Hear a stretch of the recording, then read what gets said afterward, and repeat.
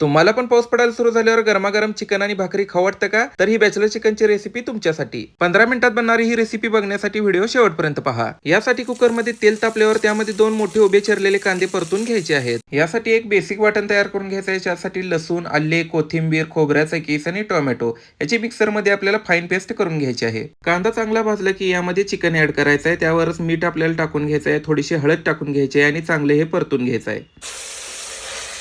यानंतर चिकनवर प्लेट झाकून 5 मिनिटे वाफ काढून घ्यायची आहे. चिकनला थोडं पाणी सुटल्यावर आपण जे तयार केलेलं वाटण आहे ते यामध्ये घालून घ्यायचं आहे. थोडंसं परतून पुन्हा याची एक वाफ काढून घ्यायची आहे. यासाठी आपण आपला स्पेशल घरगुती कांदा लसूण मसाला आणि चिकन मसाला वापरणार आहोत. जर तुम्हाला पण आपले स्पेशल घरगुती मसाले ऑर्डर करायचे असतील तर स्क्रीनवर दिलेल्या नंबरवर कॉन्टॅक्ट करू शकता. इथं आपण 2 चमचे कांदा लसूण मसाला आणि 1 चमचे चिकन मसाला वापरला आहे. यानंतर आपल्याला यामध्ये गरम पाणी घालायचं आहे आणि गरम पाणी घालून झाल्यावर कुकरचं झाकण लावून 2 शिट्ट्या काढायच्या आहेत. आपला स्पेशल मसाला घातल्यामुळे याला आलेली तरी तुम्ही पाहू शकता. शेवटी थोडीशी कोथिंबीर घालून हे मिक्स करून घ्यायचं आहे. तर आजचं बॅचलर चिकन तयार झालेलं आहे. व्हिडिओ कसा वाटला कमेंट करून नक्की सांगा. व्हिडिओ आवडल्यास लाईक करा आणि जाता फॉलो करा. पुढची रेसिपी कोणती करायची हे कमेंट करून नक्की सांगा.